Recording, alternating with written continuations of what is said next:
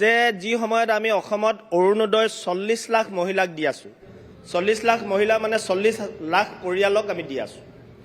কিন্তু আমাৰ কৃষকৰ সংখ্যাটো কিয় ইমান কম হৈ আছে যেটো 18.5 লাখে হৈছে মাত্ৰ মানে 19 লাখে হোৱাগৈ নাই গতিকে এটো এটা ভাবিব লগা বিষয় যে আমি আৰু ক'ত কি কৰিব লগা আছে এই বিষয়ত মাননীয় মন্ত্ৰী মহোদয় কি ভাবিছে মই উত্তৰ বিচাৰিম অধ্যক্ষ ডাঙৰীয়া তেখেতে এটা খুব ভাল উদাহৰণ দিছে অধ্যক্ষ ডাঙৰীয়া এই বিষয়ে আমিও অৱগত কিন্তু ইয়াতে ফাৰ্ষ্ট এণ্ড ফৰমোষ্ট ক্ৰাইটেৰিয়া হ'ল মাটিৰ পট্টা অধ্যক্ষ ডাঙৰীয়া বহু ক্ষেত্ৰত মাটিৰ পট্টা নোহোৱাৰ কাৰণে আমি কৃষকক PM কিষাণ দিব পৰা নাই অধ্যক্ষ ডাঙৰীয়া যিখিনি অৰুণোদয় ক্ৰাইটেৰিয়া আমাৰ PM কিষাণৰ বাছনিৰ অলমষ্ট একে ক্ৰাইটেৰিয়া আছে কিন্তু তাত লগত লগাই থৈছে যে মাটি থাকিব লাগিব অলপ হলেও মাটি থাকিব লাগিব কিন্তু আমাৰ অধ্যক্ষ ডাঙৰীয়া মাটি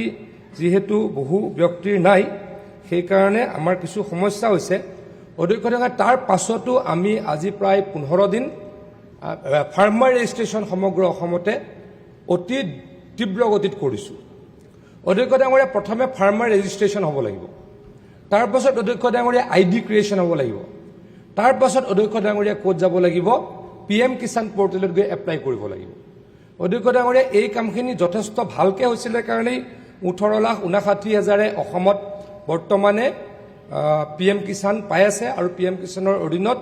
বছৰত 6,000 কৈ তিনিটা ইনষ্টলমেন্টত 2,000 কৈ টকা আমাৰ কৃষকসকলে লাভ কৰিছে অধ্যক্ষ ডাঙৰীয়া তাৰ পাছতো আমি দেখিছো যোৱা 15 দিনত আমি যোৱাকালিৰ কথা কওঁ অধ্যক্ষ ডাঙৰীয়া যোৱাকালি অসমত 7,900 গৰাকী ব্যক্তিয়ে ফাৰ্মাৰ ৰেজিষ্ট্ৰেচন কৰিছে গতিকে অধ্যক্ষ ডাঙৰীয়া ফাৰ্মাৰ ৰেজিষ্ট্ৰেচনৰ পাছত মই আকৌ কৈছো সেকেন্ড কামটো হ'ব ID ক্ৰিয়েচন যেটো অত্যন্ত প্ৰয়োজনীয়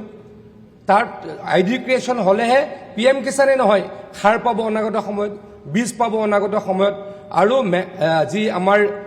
ট্ৰেক্টৰ পাৱাৰ টিলাৰ যি সুবিধা থাকে এই সুবিধাসমূহ ফাৰ্মাৰ ৰেজিষ্ট্ৰেচন ID ক্ৰিয়েচনহে পাব আৰু অধ্যক্ষ ডাঙৰীয়া প্ৰথমে ফাৰ্মাৰ ৰেজিষ্ট্ৰেচন তাৰ পাছত ID ক্ৰিয়েচন তাৰ পাছত থাৰ্ড যাব লাগিব PM কিষাণ পোৰ্টেলত এপ্লিকেশন তেতিয়া অধ্যক্ষ ডাঙৰীয়া আমাৰ এই সংখ্যাটো বাঢ়িব মই ভাবো যে অনাগত 2 বছৰৰ ভিতৰত আমি 5-7 লাখৰ সংখ্যা পাৰ হ'ব পাৰিম মিনিমাম 25-26 লাখ আমি টাৰ্গেট কৰিছো PM কিষাণ বেনিফিচিয়াৰী সংখ্যা বঢ়োৱাৰ আমি অলপ দিনৰ আগতে 15 দিন মান আগতে কেন্দ্ৰীয় চৰকাৰৰ পৰা কি অনুমতি পালো আমাৰ ক্ষুদ্ৰ চাহ খেতিয়কসকলেও PM কিষাণ ফাৰ্মাৰ ৰেজিষ্ট্ৰেচন পোৱাৰ ব্যৱস্থা কৰা হ'ল তেওঁলোকৰো কোনোবা মাৰ্জিনেলাইজ ক্ষুদ্ৰ চাহ খেতিয়কে PM কিষাণ পাব গতিকে অধ্যক্ষ ডাঙৰীয়া আমি এইবিলাক কাম কৰি আছো সন্মানীয় সদস্যগৰাকীয়ে লগতে এটা কথা কৈছে যে যদি কৰবাত বাদ পৰি গৈছে মই তেখেতক অনুৰোধ কৰিছো তেখেতৰ সমষ্টিত যদি কৰবাত বাদ পৰা লিষ্টখন মোক দিয়ে মই এটা চেক কৰিম আৰু তেওঁলোকে যাতে পুনৰ পায় তাৰ কাৰণে ব্যৱস্থা কৰি দিম